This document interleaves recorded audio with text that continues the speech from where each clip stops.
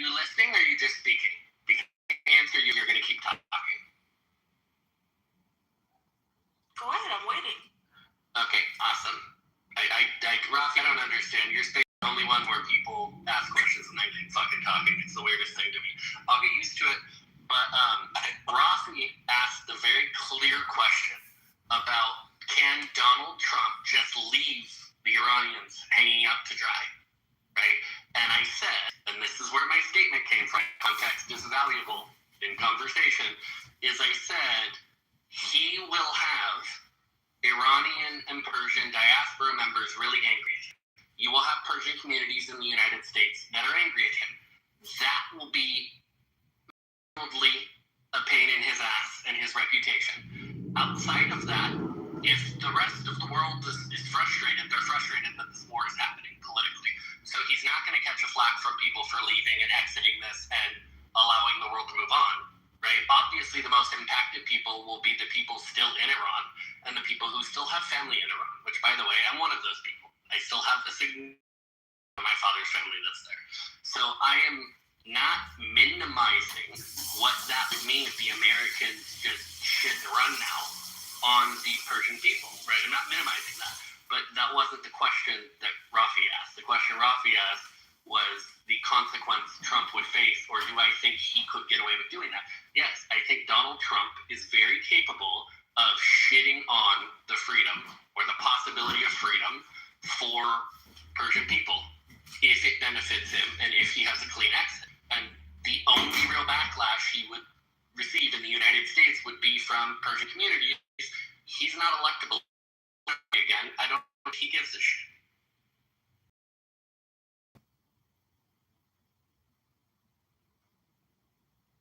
So he did it for basically the future of America, the move.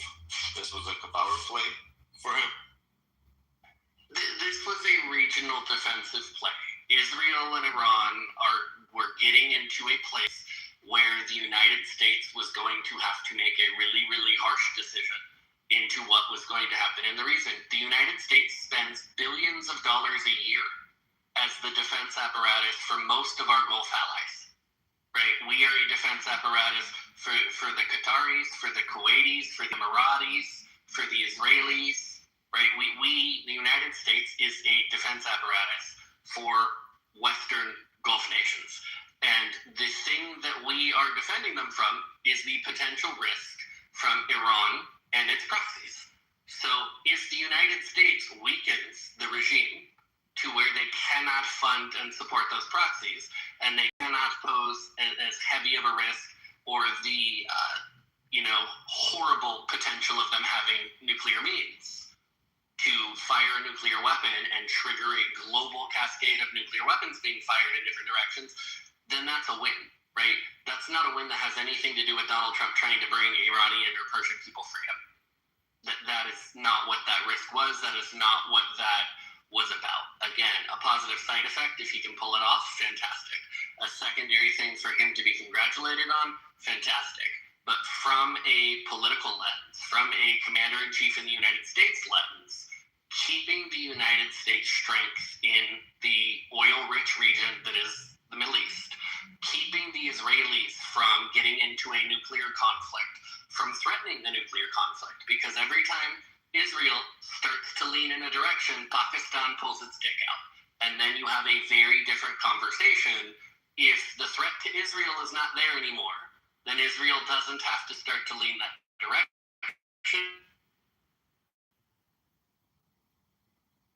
That's the bigger benefit to the United States, freeing Persian people from persecution and oppression that they've had for decades now.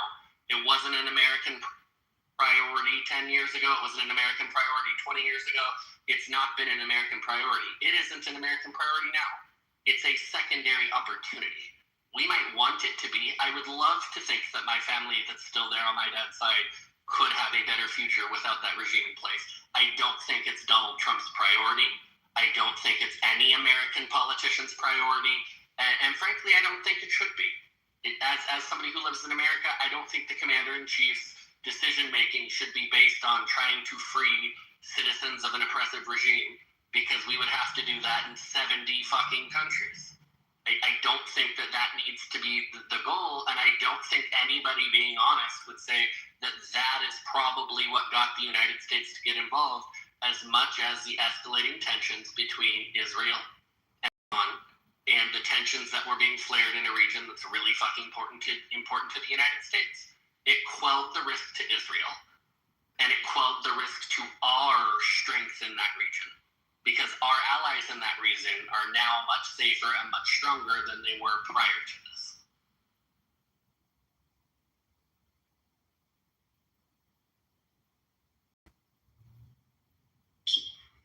Yeah, this is going to be an interesting one. Again, as I said, the end of the fight is going to be for the Iranian people. The question is, are the Iranian people ready for this fight? And the question goes mostly to the men, because it's going to be a physical fight.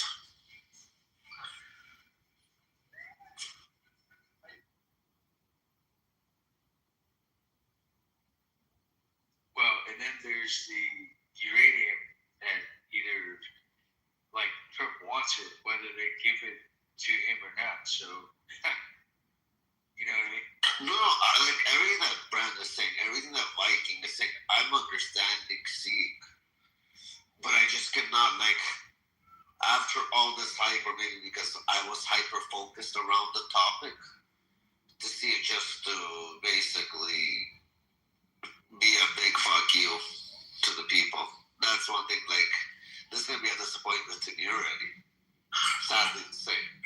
I mean, we spent decades in Iraq and Afghanistan and left, and those regions are in the situations that they're currently in, and we lost countless American lives and trillions of American dollars.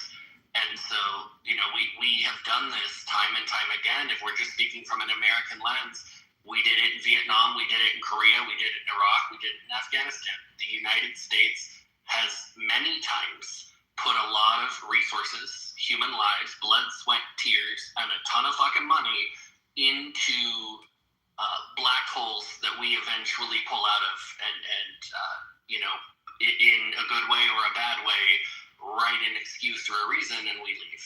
So this is a much shorter involvement in something for the United States to bail out of. This would not be shocking. So let me ask you this question, okay? So we know that this either the regime is going to change or topple before the midterms, or Trump is going to make this whatever walk away a win, however he's going to phrase it to make it sound like a win, right? We all understand that. But his adversaries, or like his the other side, aren't they gonna? They think like you. They're not stupid. They're gonna use it against them in their party. Isn't he fucked after the midterms then? Oh, go ahead, Brent. I'll I was going to say, first of all, we have to have the conversation of, are we talking Donald Trump or the Republican Party? Because Donald Trump is a lame duck and cannot be elected again anyways. And so impeachment to anything in that matter, like, just can't they like take the House and the Senate after this shit? I mean, if you were, so like, you know, obviously people are watching the news for different reasons, but there was just a big Supreme Court case that came out this week on the Voting Rights Act and how Section 2 of the Voting Rights Act, and how it was creating these race-based black majority districts, right? Minority majority districts. That is going to shift. We're going to see the landscape shift. Most likely, after that decision, we are going to see a significant increase in Republican favoring maps and Republican favoring districts. Now, whether or not that kicks in before an interesting thing we're all going to have to watch, but the Republican Party is very likely going to have an easier pathway to victory in a number of districts that would make the races a little bit different. You also have to scale if Donald Trump is going to give a fuck about whether or not he puts his party and members of his party in rough elections. Donald Trump is a very self-focused individual historically. In his first presidency, he definitely made moves and made decisions that put Republican senators and congressmen that were up for elections in hot water and put the party in hot water. So to me, and say, you know, is that going to be hard for him? Is he going to be taking that into account? Is he going to be worried about if what he is doing is making it harder for Republican senators and congressmen to hold on to their seats, or is he prioritizing his legacy and, you know, the efficacy of the choices he's making right now for whatever pathway he wants to carve? I don't know the answer to that, right? I'm not psychic. I'm not in his head. I don't know the answer to that. But I have watched the man year after year after year in the first term and now in this term do things that would not be great for his party to benefit from. And so when you say, is he going to, you know, would he do these things? Could he be fucked in the midterms? It depends who's running individual races. What does that look like? What are the numbers? There are experts, you know, giant air quotations here. There are experts who think the Republicans will hold both chambers. There's experts who think the Republicans will lose both chambers. There's experts who are predicting all these different outcomes. And while party support and national support matters for a president, we're talking about congressional elections. We're talking about individual districts. We're talking about individual candidates. There's a lot of math that goes into whether or not somebody holds on to a particular district. And the president and the administration doing something that isn't favorable on a national lens or a popular vote lens doesn't necessarily mean that you're going to cost your party a bunch of congressional seats or a bunch of Senate seats. Who is in those races, right? Susan Collins was in a potentially difficult race. And the most compelling Democrat just dropped out for lack of funding. And now you have a straight up communist Nazi that's running against her. She's very likely to keep her seat now. If you had asked people that a week ago, she was less likely to keep her seat. You know, if you were looking 2 weeks ago, California was likely to. No. Political races change with time. Political litmus math changes with time. And I don't necessarily buy that Donald Trump and his administration are going to be making their choices with a whole lot of consideration to what those choices do in terms of impact for the electability of the underlings in his party.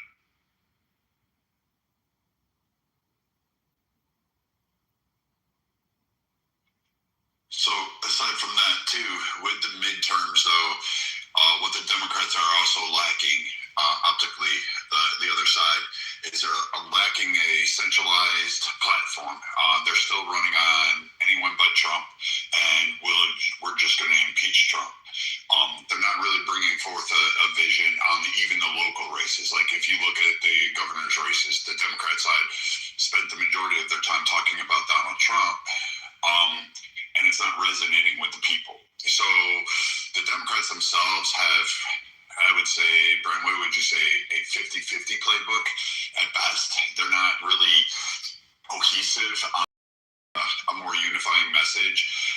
They just seem to be attacking anybody who voted for Trump or Trump himself. So Trump gets to carry that same swagger because that's what helped propel him into office the second time. So he's going to have some of that down ticket, and some of those races are actually going to go the Republicans' way. I still think the Senate is safe.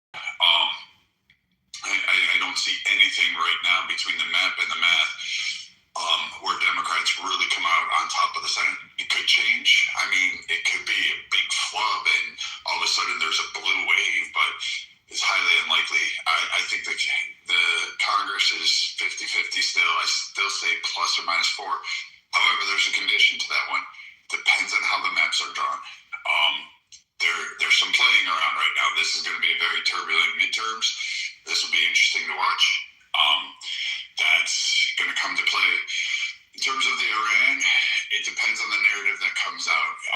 If the Democrats message, if Trump comes out with a win, no uranium enrichment, blah, blah, blah, he gets his conditions, he gets the straight, he gets all his word. Like, even if he wins that, and he gets Iran to work in conjunction and start saying, hey, we want to become part of the economic vote. Let's say the best case scenario on Trump's wish list.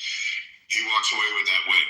The Democrats will flip and start arguing in regards against that, which again will bring confusion to their own party because they're on one side, now they're going to flip to another because it's just whatever Trump does seems to echo the opposite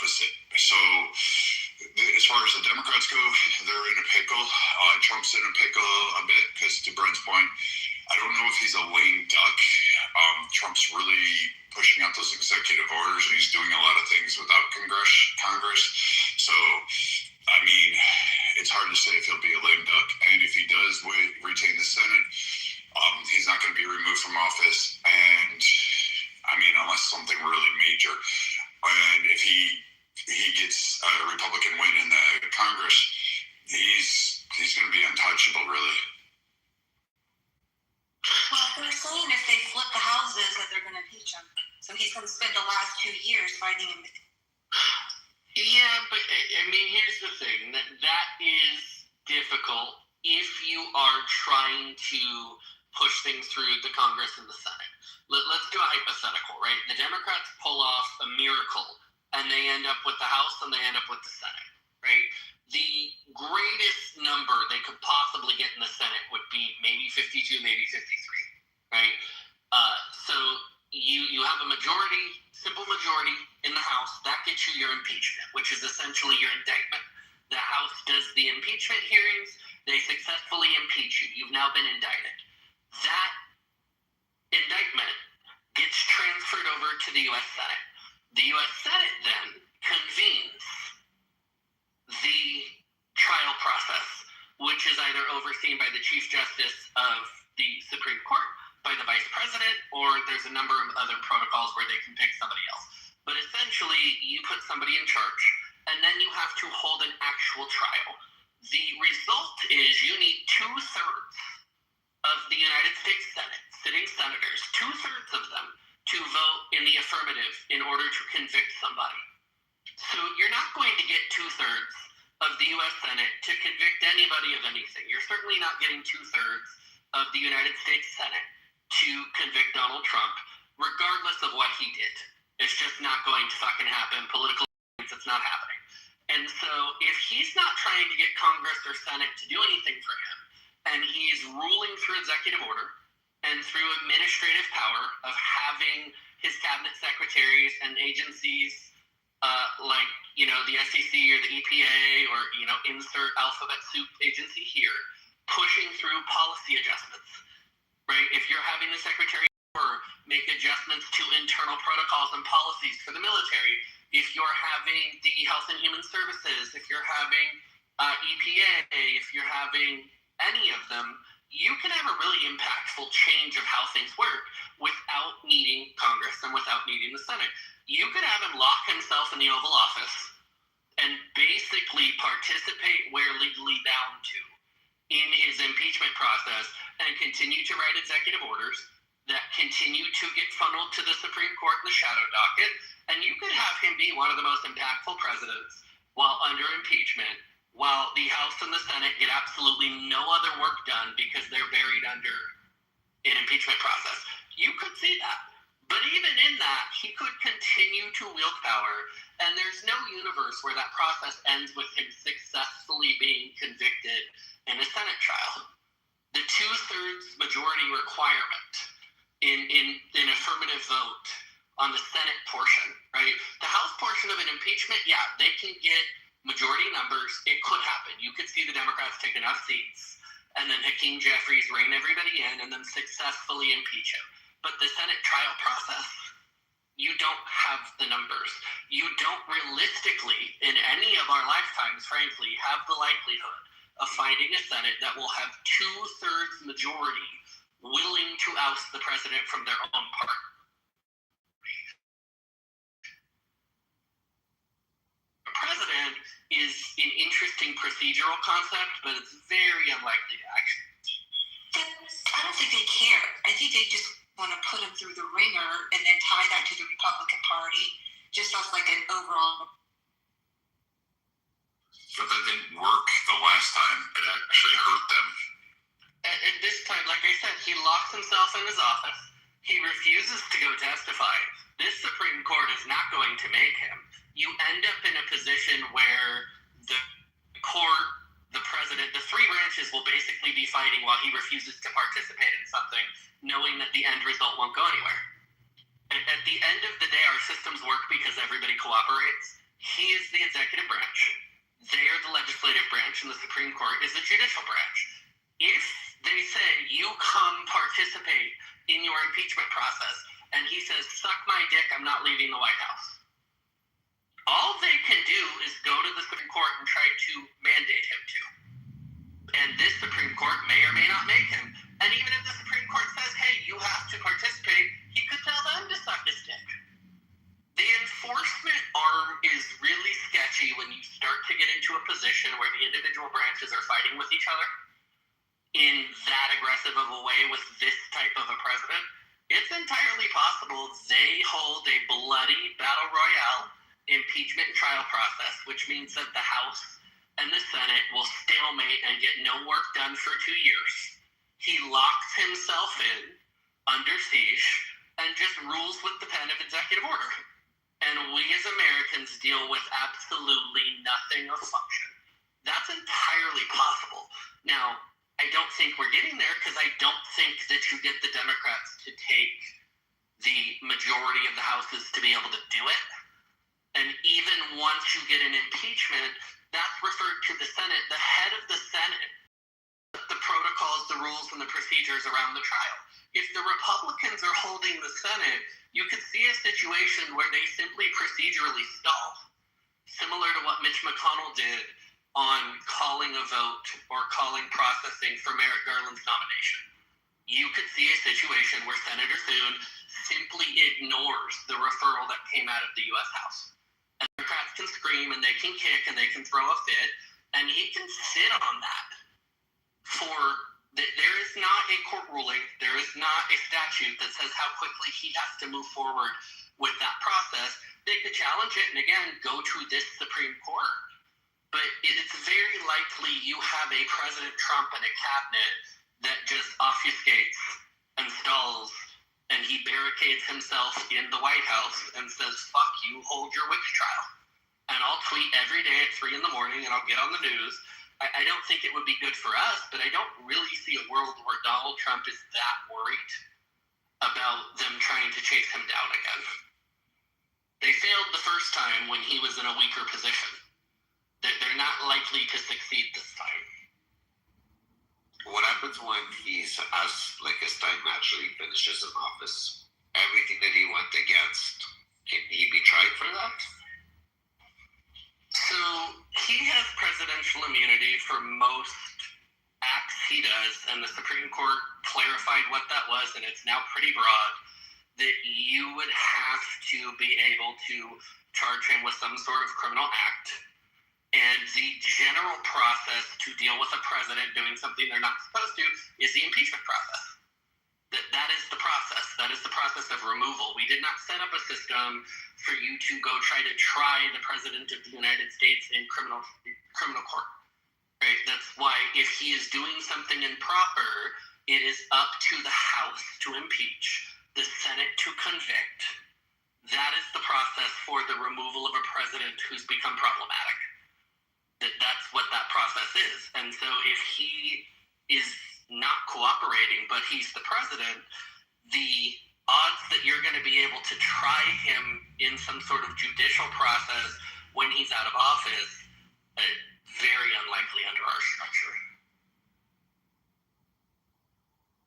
That's interesting. Our system is kind of this really respectful house of cards where all three branches have a little bit of sway and power over each other, and everybody's able to check and balance, but enforcement arms are not there. So let's say the Supreme Court orders him to do something, and he decides to say, fuck the Supreme Court. Right? Whether it's Trump, it's president, whoever's next, it's whoever. He says, you know what? Fuck you. I'm not obeying you. The Supreme Court is not, it doesn't have an enforcement arm. Right? So the Supreme Court doesn't have a mechanism to go physically make the president do anything. They can continue to write opinions. They can direct him to do things. They're not in control of an arm of enforcement. So in a situation where you have a president willing to break the system, and you have a cabinet willing to break the system, and you have a Senate willing to break the system, you could run into a stalemate where the rules say he can't do something, but he still fucking does it. It's entirely possible. Our system relies on compliance and cooperation. And in our history, generally speaking, speaking, people have complied or cooperated, or not cooperated with shit they didn't agree with. Mike Pence did not go along with things that Donald Trump was trying after the completion of the 2020 election. And so he wasn't able to move forward with those things because you had people in positions that were still cooperating with what the system says. But it only works if you have the people in the systems cooperating and you have the enforcement arm cooperating. By the way, Brent, I got a question. Do you now I'm a guy, so I honestly took the side of Trump when Pence did what he did, but in all reality, like if you take the biases off, like me being a Trump guy, did he do the right thing? I mean, because as me being biased, I took that as a kind of like as a hit to Trump, but like what is the actual, like was it good what he did or was it bad? I'm not going to take the good or bad. I'm just going to say that in his role as vice president and having the ceremonial role, extremely ceremonial, of calling that session to order where they are going to recognize the results, right? That his entire job is ceremonial. He's calling something. They were asking him to breach procedure and basically reread a statute the way nobody ever had before and give himself power he didn't have and refuse to call the session forward. They were asking him to do something that he didn't actually have the authority to do by any precedent or by any accepted view of the appropriate statutes in his role. They wanted him to basically say, hey, you are doing these things. These people are improper. I'm going to count these electors. I'm going to count this. I'm going to take an active role in something that I'm basically supposed to just open the meeting. And he said, I'm not doing that. I'm not doing something I don't believe I have the power to do.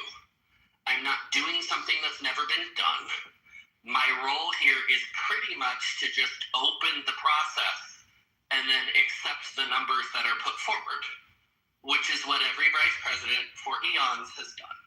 And again, I'm not going to say whether or not he should have been the first vice president to interpret his role differently, to say, hey, no, I have power, I have power that other people have never thought they had, and I'm going to assert it, and the court gets to decide if I'm right or not, and I am going to create a giant mess with the American people. He could have done it. No one's ever done it before.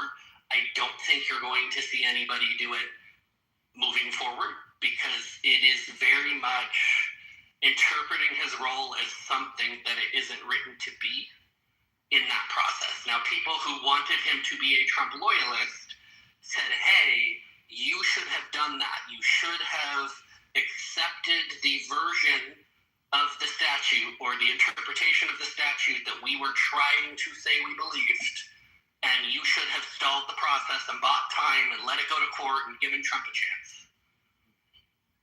I probably wouldn't lean that direction, and I'm a lifelong Republican, but I probably wouldn't lean the direction because I would not want Kamala Harris to have done that exact thing to Trump when he won this time, right? I wouldn't want the next vice president, because vice presidents often run for president, and they often support their party members even if they don't.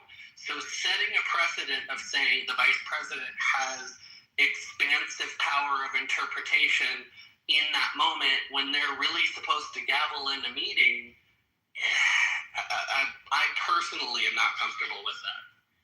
Yeah, that's exactly what I want to hear, kind of like if you take the biases away and all stuff, like what's the actual, and you said it in a way that I understand. So basically, like if he would have done something like that, like it might have been on even on a I don't even want to say it, like, but on some kind of a criminal level where he didn't have the authority to do it, which he would have been breaking authority, and which means that he could have had some kind of a case against him and everything else, right? Is that like theoretically yes? Theoretically yes. The more immediate issue that would have happened is that election was divisive enough as it was. The results were divisive enough.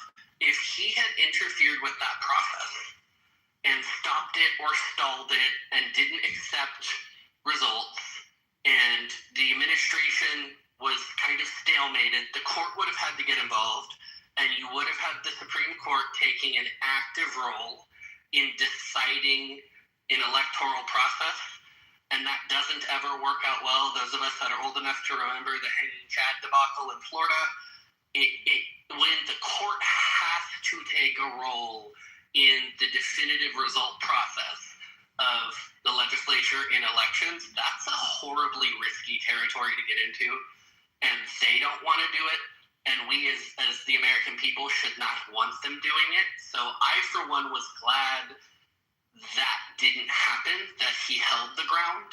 I understand that people who feel like the election was wrought with fraud wanted it paused, they wanted it stalled, they wanted the court to look at it.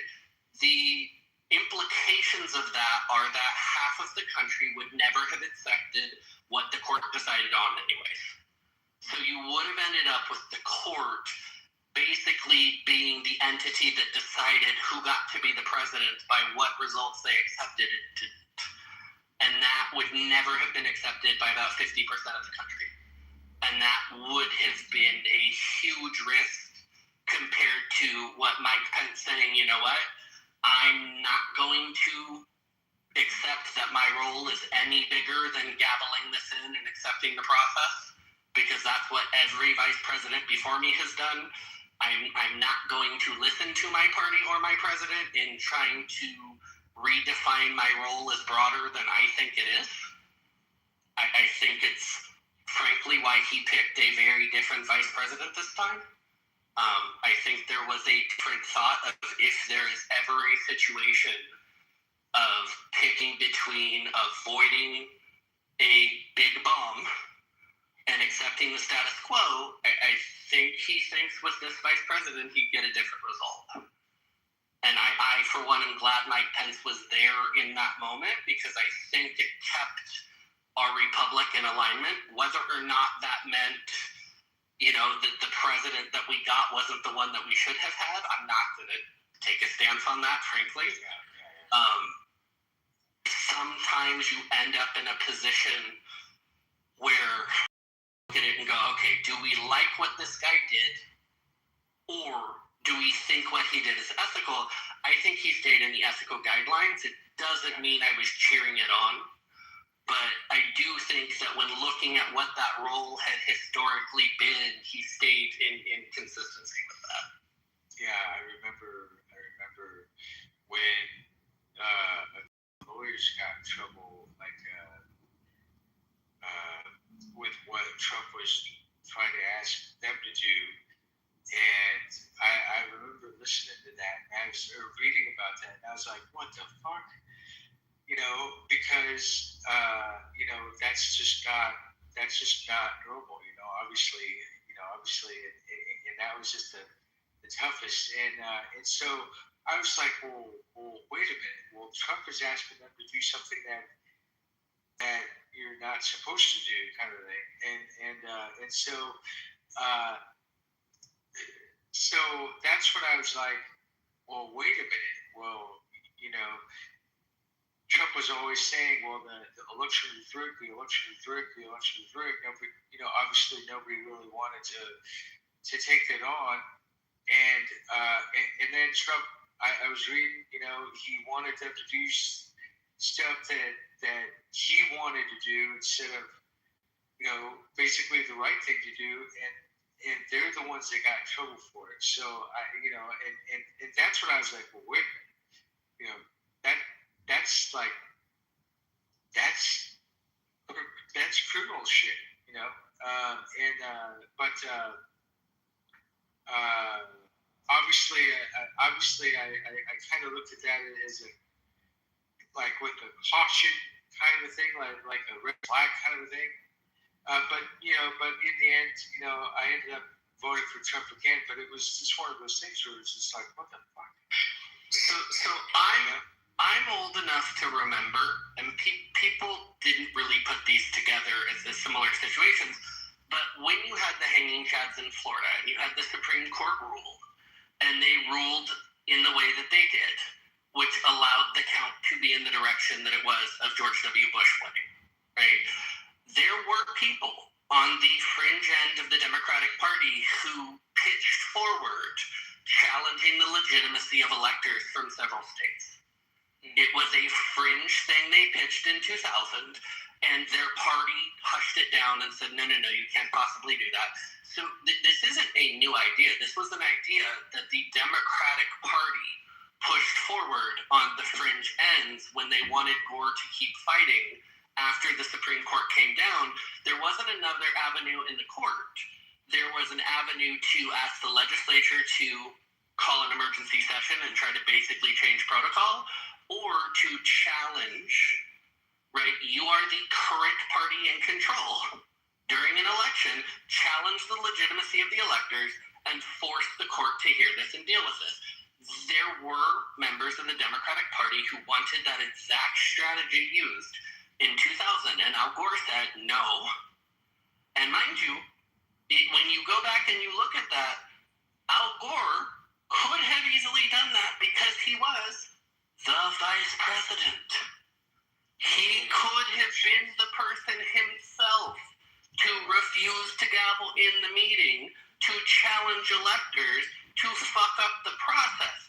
He chose not to do that. So this is not a first time someone's proposed it, but we have avoided this happening twice in contemporary times. Once at the hand of Democrats, and Al Gore said no, and then once at the hand of Republicans, and Mike Pence said no.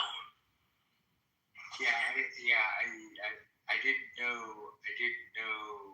the particulars on that, but I'm glad that you explained that as well as you did, because now I understand more of about that. So yeah, I do appreciate you explaining that. So now I understand. So regardless of bias or whatever, like now I understand. Okay, so now I understand why Pence did what he did. Now I understand why basically why George Bush won, which is good. Back then I was a young guy, so I didn't really know much about politics. So that's understandably so, I guess.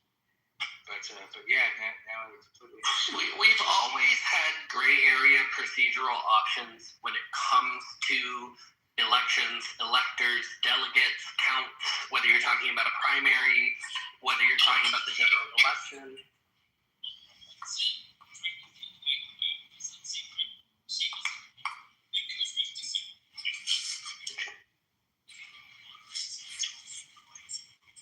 You're off. Yeah, there you go. Oh, I thought that was mine. I was like, what's the echo?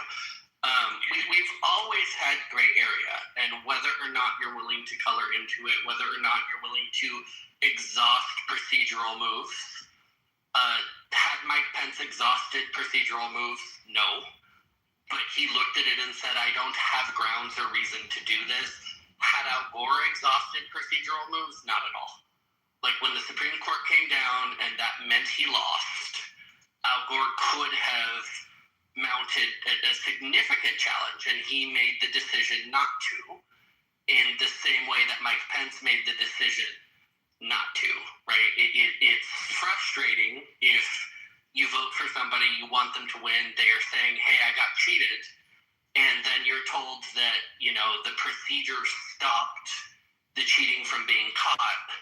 If you're sitting there thinking that the procedures are in place to really do that review, that isn't what was there. They were trying to get Pence to do something out of the norm, out of the standard. And he made the judgment call he wasn't going to do that. Now, he could have been a loyalist And he could have said, fuck it, I'm going to view this the way that my party views this, and we're not going to do this. We're not going to accept the count. We're not going to accept these electors. We're actually going to accept these electors from Georgia, and it would have created a world where the Supreme Court would have had to come in at essentially the last 5 seconds of an hour and decide who gets to be president, and that would have been a really ugly step. And I, for one, am glad we avoided it. I hope in my lifetime we continue to avoid it, because the day the court comes in that late into the process and just hands the win to somebody based on a decision is the day that, this country loses faith in both of those systems, the electoral process and the court.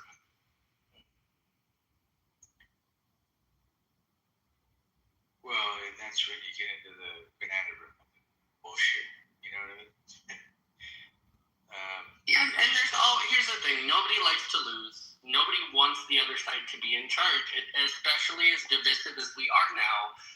Nobody thinks there's going to be any bipartisanship, and so if your side is in charge, you just get fucked for 4 years. So I get it. I got why people were frustrated. I got why people get frustrated in any election where there were challenges to the fairness or the legitimacy or the machines or, whatever there is. Elections don't run perfectly. There's always something to challenge. And if you really can't handle that your side lost, or you feel like you got cheated, you don't want to give up. You want to keep pushing. And at some point, somebody has to make the judgment call. And in that case, that was essentially Mike Pence's judgment call to make. And, he got death threats for it, and people still hate him. So, not necessarily a win if you're Mike Pence. Well, I remember,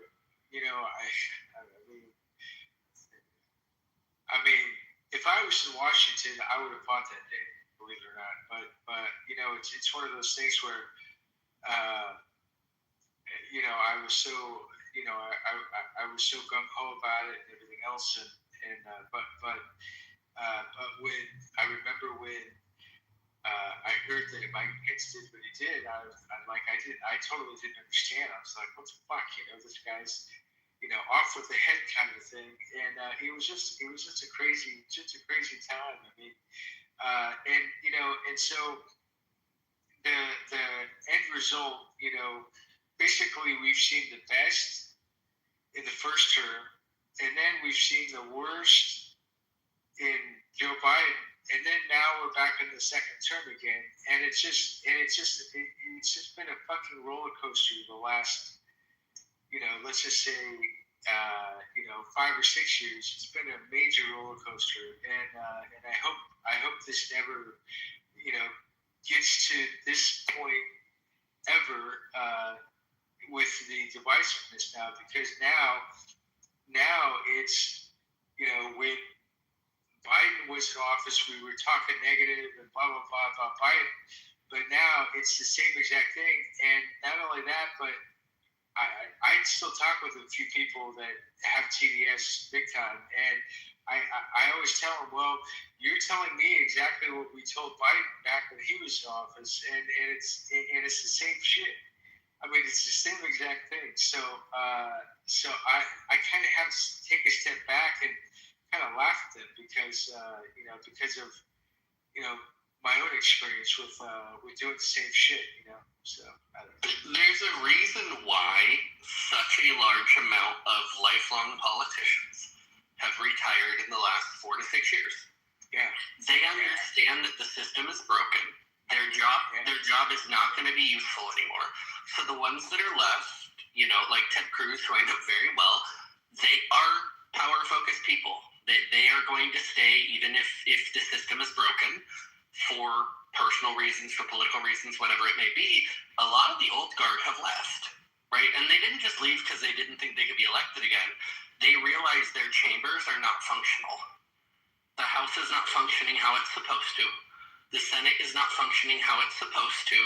And if we continue to play this all or nothing game where Democrats will only vote for Democratic proposals, Republicans will only vote for Republican proposals, and you could propose a cure to cancer, being put forward, and if it's put forward by the wrong president or the wrong person, the oppositional side is going to vote no.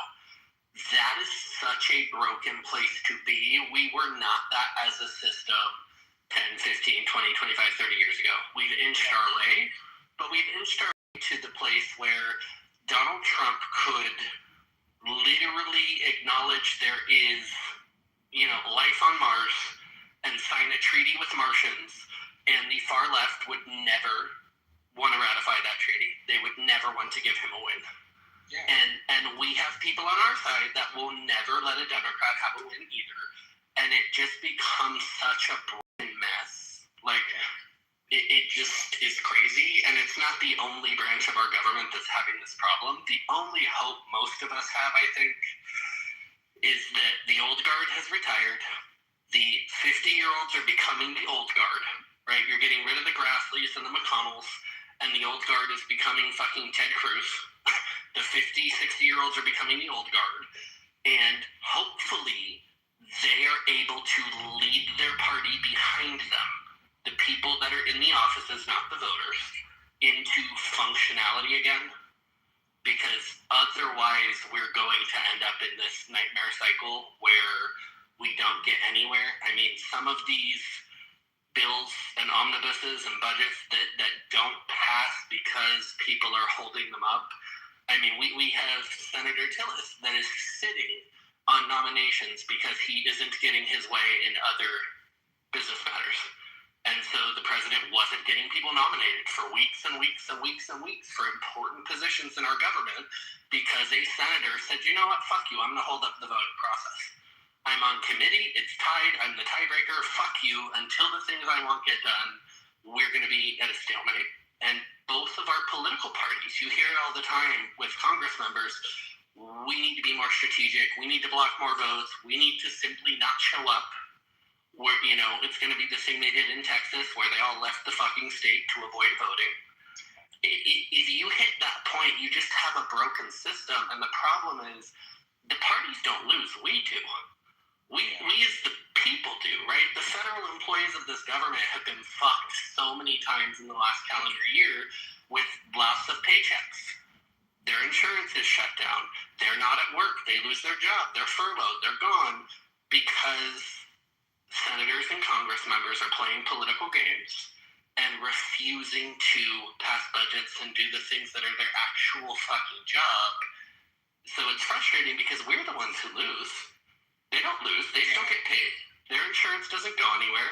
They're still fine. The public gets fucked when they play this game.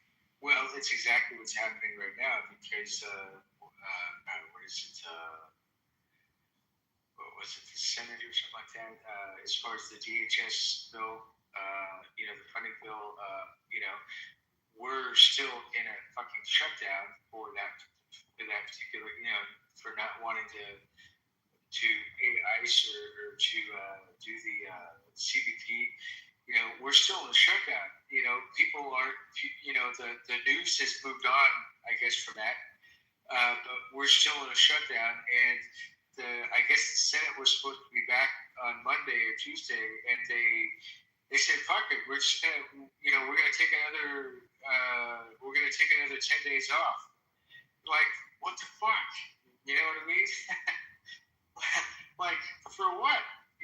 And so I'm just like, what the fuck, Well, and then we have situations where, there's been a little bit of accountability where they've thrown a handful of Congress members out, and that was cute to watch and say, okay, you got rid of a Democrat, you got rid of a Republican, you got rid of a Democrat, you got rid of a Republican, and they got rid of, 3 to 4 rotten apples out of 35 people, which just, okay, cool. So those were the ones who didn't have enough friends.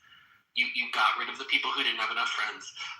Ilhan Omar, right, amended her tax filing from being worth $35 million to being worth $95,000. Of course. And she's not facing anything. There's no punishment. There's no charges. There's no anything. There's a mild investigation that's probably going to stall. She's being looked at for involvement in some of the fraud things in Minnesota, but she blatantly amended a tax filing from me and my husband are worth $35 million to me and my husband are worth under $100,000. and somehow that's just accepted. Imagine if you or me or anybody else amended our IRS filing to say we went from, I mean, hell, even 200 grand to 100 grand.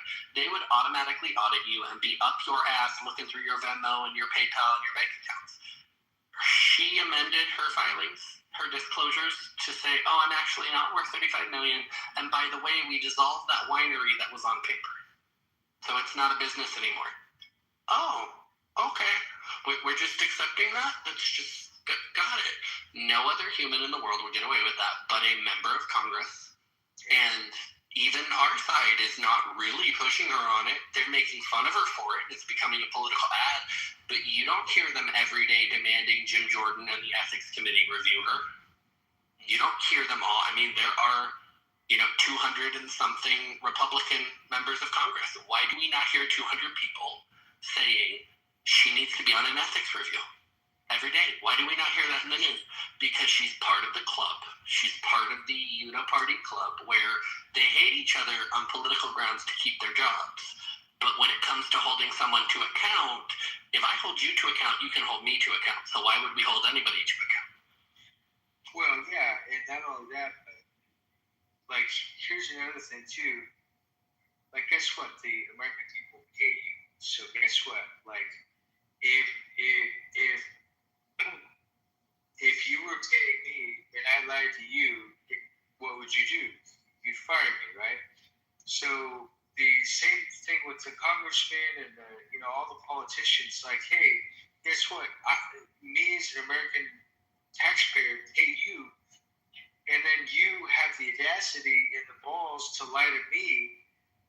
Like, what the fuck? So I think there should be a law of some kind that says, if there's a congressman or basically any politician that lies to the American people, that there should be some kind of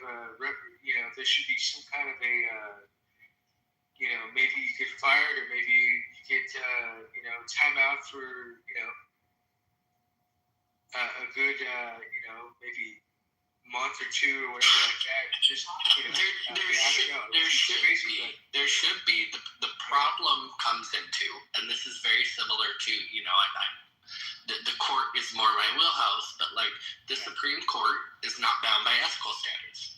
They have their own autonomous review, essentially. So every other judge, every other one of us has to have financial disclosures.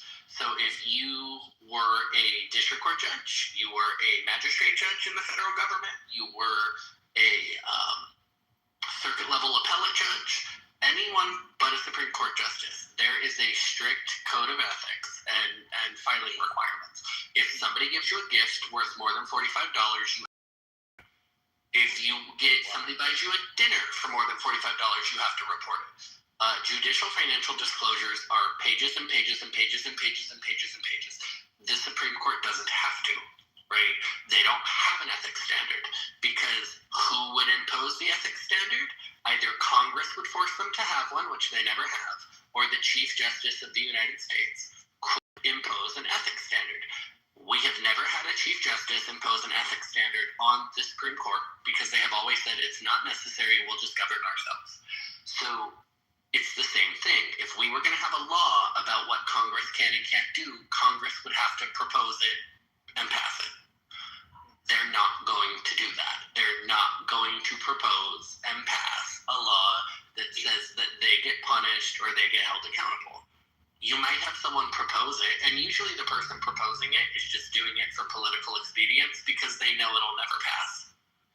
Yeah, I remember I worked in the government for a while, and I talked to people that have worked in the government before, back in the Reagan days and all that stuff. And so one of the things that I had learned from them was that, every administration lies. Like, it doesn't matter what it is about or whatever, they lie. I mean, it's just a fact. And so I go into government and learn about how it works, and I just like this shit, And so I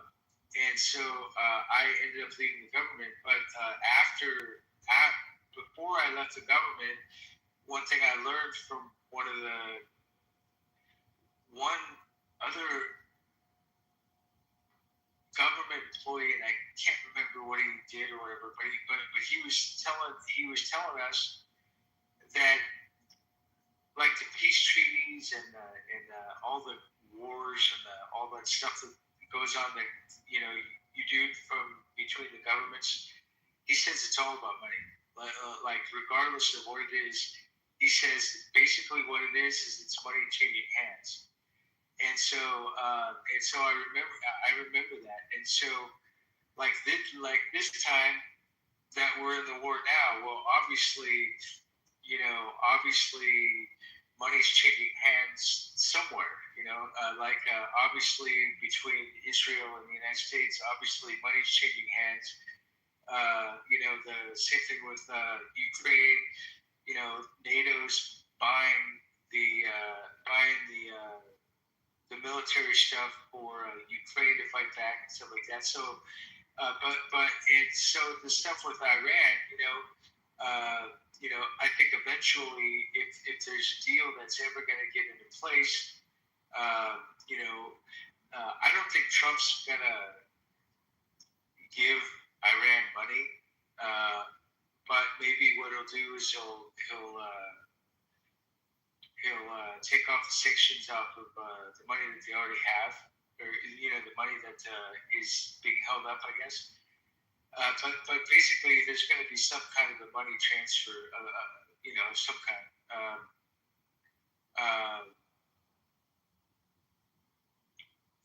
But yeah, I forgot my point. Well, the money's going to be used to whatever the new government has. I don't think the money that they already received. Oh yeah, good left. Well, his phone died. He'll be back. Oh. Hey, so who else is still up, man? Let's get some people up here. I think everybody's falling asleep. Damn. I don't have the fucking influence I used to have. Jeez. Are you at Eastern time? No, I'm in Tijuana, Mexico, on the West Coast. Oh wow, okay, got it. You're in the sunshine. On the beach, yeah. I wish it was sunshine because I'd be looking at the moon right now, but it's I've got overcast skies right now, so it's a bitch. But yeah, we had a full night tonight. I'm glad that you called on me to come and come and visit and kind of control the room a little bit. And I'm glad that most of the people showed up that you had asked for. I was trying to get Gildas to come tonight too. Maybe he was in another room or whatever, but I'll try and get him the next time we do another room. Hopefully we can do another room. Yeah, of course. This week or next week. I think the next room we're going to be discussing Cuba. Oh yeah. That's what we should be talking about Cuba too. Yeah, that's a whole other conversation. Yeah, American opinions of Cuba. Yeah. I seem to. I'll have to look into that. Like, do a little bit of research because all I hear is what's been spoken from Trump and all this stuff. But I'll have to do some more research on that. It'll be interesting. I think he made a statement today about Cuba and Florida. Oh, he did. Yeah, while he was in Florida, he made a statement about Cuba. Was it a good statement or a bad statement? I didn't hear, but I heard it was some sort of statement about Cuba, but directed towards Cuba. Well, he's in Florida, so Florida is basically the mini little Cuba. So it'll be interesting. I hope it's a positive turnaround. You know what? To be honest with you, I think Cuba, could be a U.S. territory here soon. I mean, I don't think it's going to be until. It's going to be like the Virgin Islands. Yeah. Soon you guys are gonna build casinos there again. Beautiful tourism. Might affect Vegas a bit, but it's okay. It's on the other side. Yeah, that's fine. Yeah, people go to Cuba. People used to go to Cuba all the time. It was the happening place. It really was the happening place. It was supposed to be Vegas. Yeah. If it didn't happen, what happened to Cuba didn't happen. If Fidel Castro's dad, the Castros would have taken over, it would have been the Vegas. It would have been the spot, the hit spot. Yeah. Why do a lot of people? You know what? I think Go is still here. Where is he? I don't really want to talk to you, but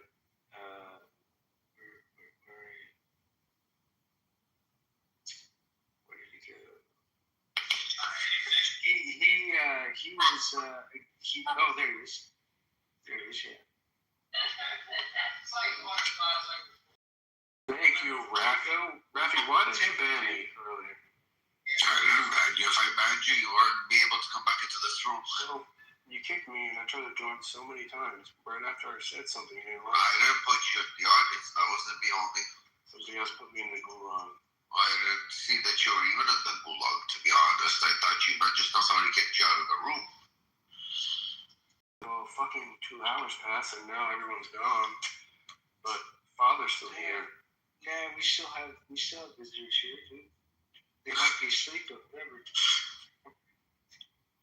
Why, you Persian yourself, Go? No, I'm not Persian. I like Persian people, though. I like every person. Got it. Every group of person. Not every person. Are you American, Canadian? Or? Yeah, I'm American. Mm-hmm. Okay. Right now, I'm in Pennsylvania at the moment, but I was born in New York City. Okay, so you're. I'm gonna guess you're Democrat, right, or Republican, or? No, I mean I voted for Trump last election. Oh, okay. Yeah, but it's just a lot. I think we're on the same page on a lot of stuff you were saying earlier. But like, I feel like what you never mentioned was the bias coming from the U.S. and Israel.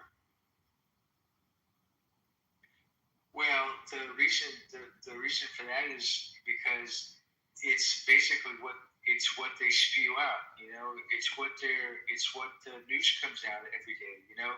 Like the one of the reasons why I turn these guys on to World Monitor is because we don't see we as Americans, we don't see the other side. We don't see the opposition or the enemy side of things, and so that's why like I go on. I have like 100 channels on fucking Telegram of just fucking Iranian stuff, Iranian channels, because I want to see what's going on. And I have the pro version of Telegram just so I could translate everything. And you know what? A lot of their shit is a lot of bullshit, to be honest with you. But this is what they're spewing out. So and it's interesting to see both sides. Like the thing with Bryn. I was just talking to Bryn. And basically, I was a Trump supporter. Well, I mean, I'm a Trump supporter, voted for him 3 times, this and that, blah, blah, blah. But what I wanted to understand was why did Pence do what he did? And so before Brent told me that, I honestly didn't know why the fuck he did that. And, I was so for Trump and everything else and blah, blah, blah, that I never got the answer to that. And so Brent had explained to me, and so now I fully understand why Mike Pence did that. Obviously at the time it was a different story, but now I completely understand, and so it's always good to hear both sides, and I mean I go through at least an hour a day just going through the different news articles and news cycles and stuff like that, just seeing what new, if there's any new information, and it's interesting to see some of the shit that people write and everything else. But yeah, all that's coming out from Israel and the United States, it's all the news that we see, like if you watch Fox News or CNN or whatever like that, like you get to see the different avenues, I guess. Oh.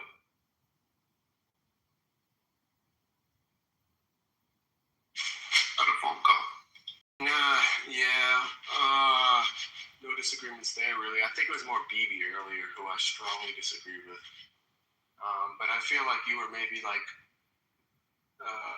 were you saying about numbers? Because somebody was talking a lot about numbers and how, like, with Iran, like, there are people, Alan was saying people should arm up, and that's when I got kicked, unfortunately. I had a lot to say.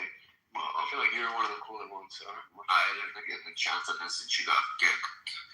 If that ever happens, trying to back channel, usually the back channels will come through right away too.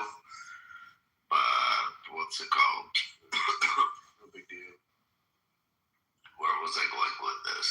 Yeah, because I asked you earlier if you had something to say. You passed it on to Yeah, I somebody passed else. at that point, but when BB said his shit, I was so mad because he kept naming numbers about, like, and Alan too, talking about, like, let's arm Iranians, and until they do something, we'll get involved. Like, what world is he?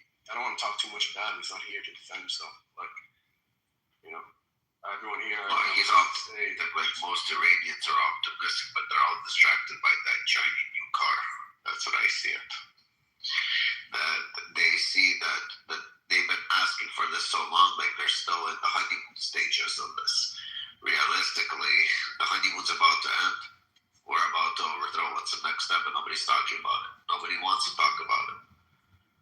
Like, can the man actually hold down that fort?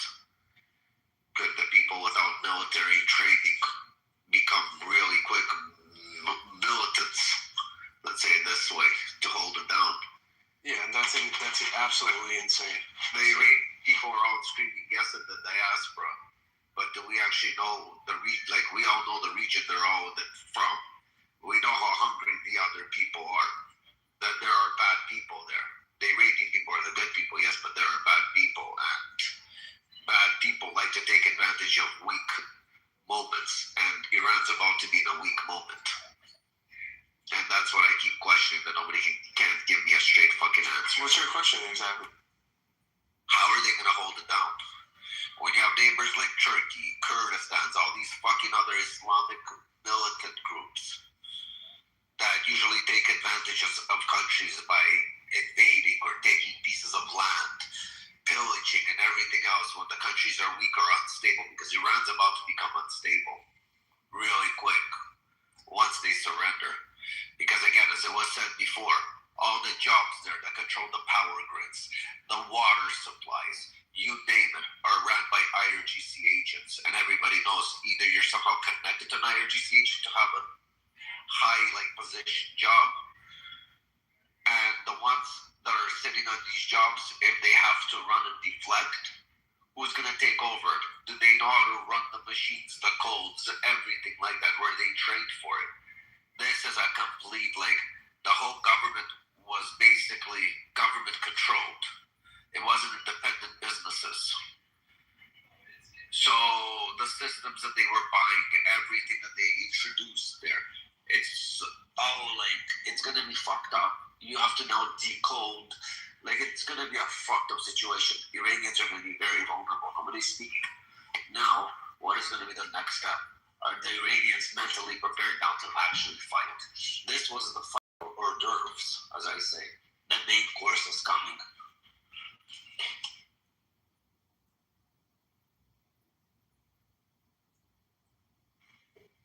You understand where I'm coming with this? People are getting offended from me. Yeah, I do understand. I'm thinking. See, nobody was thinking about this. Everybody was thinking You boots on the ground, this, that. Boots on the ground is half of it. I would say the only thing I can say immediately, like off the top, is that when you say something like, "What is Iran supposed to do with their neighbors?"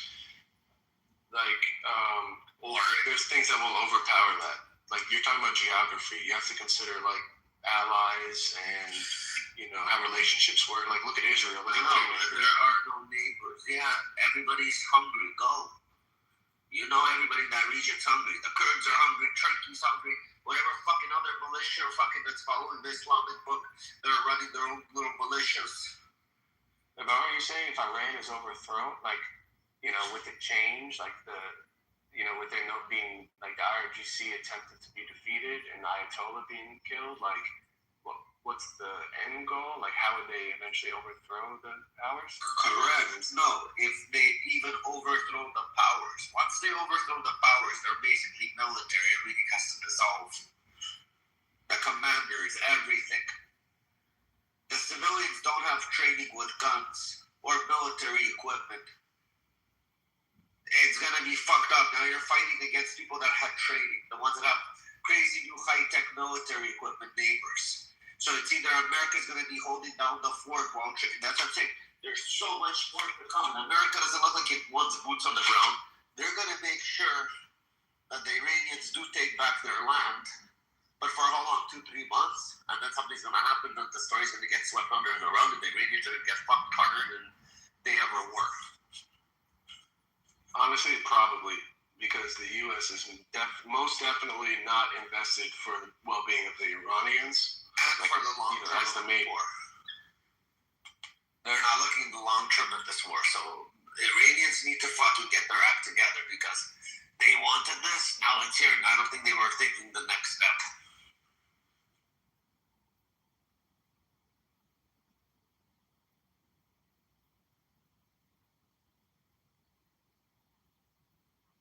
So it's going to be very interesting. What's up, Squiggly Line? What's your name? B.W. Sinus? Winsa. Winsa, you're here? You got something to say? You want to add? Share?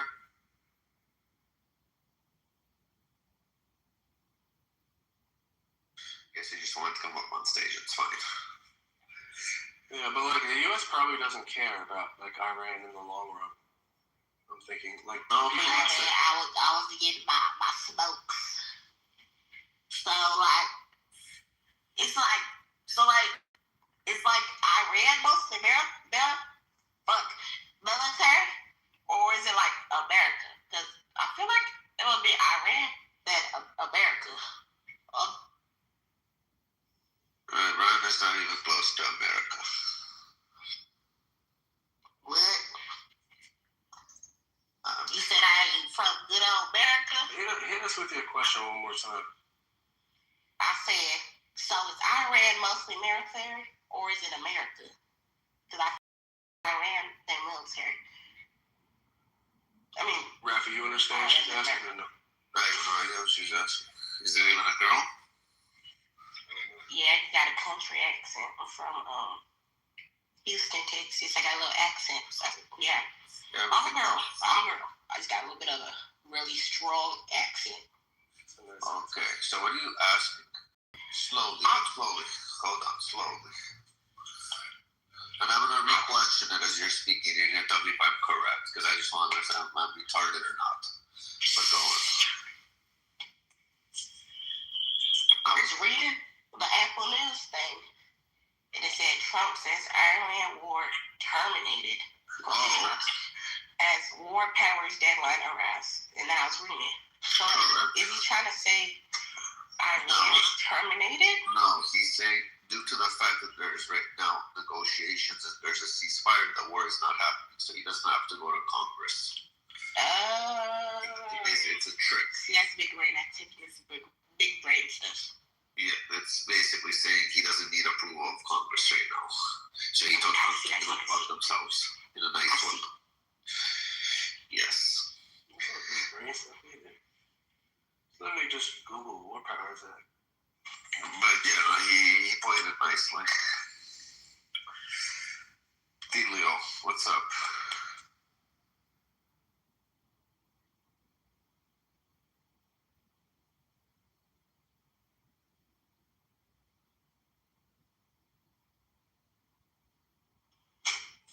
Guess he booked it. It's fine. We don't like him anyways. I don't know who he is though. Wait, so Trump don't gotta go talk to Congress about it? No. Or is it? No. So Trump doesn't have to go talk to Congress? No. Oh, okay. I'm a slow learner. He played. I'm not mentally there yet. Yeah, he's playing chess. It's fine. Oh, he playing tennis. Tennis, yeah. Who Checkers. keeps out? Playing dominoes. What tennis dominoes? He needs to play a gym. Yeah. 100%. What's up, Father? You back? Father's still on the phone. Father's still on the phone. Oh, fuck.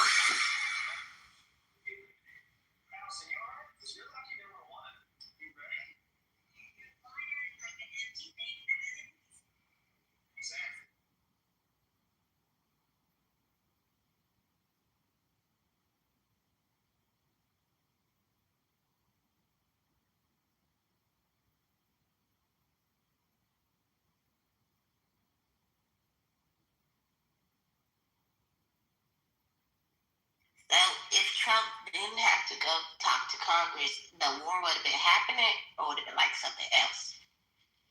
I fuck with you a lot. I'm mad at you as a friend.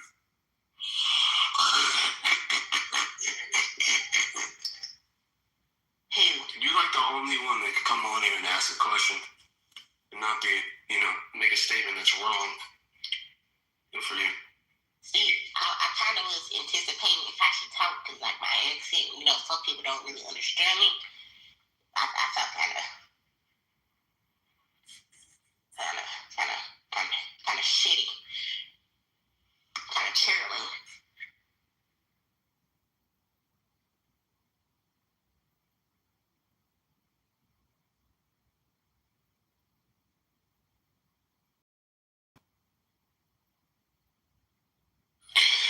Fuck. The squiggly line thing came in. Looked like my ex for a second. Tripped out.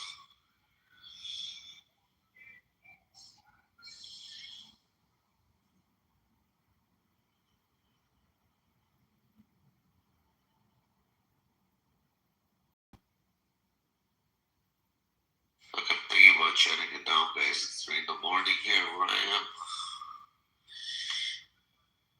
I think it's time for me to go to sleep.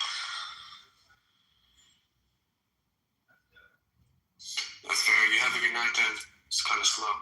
Yeah, guys, good night. Stay safe, stay warm. Come back tomorrow to the room, guys. Follow the house. Good, get sleep. Follow the house, guys. We're going to be having discussion tomorrow on Cuba, I have a feeling. What should America do already with Cuba? With your big tickets, guys, cash them in.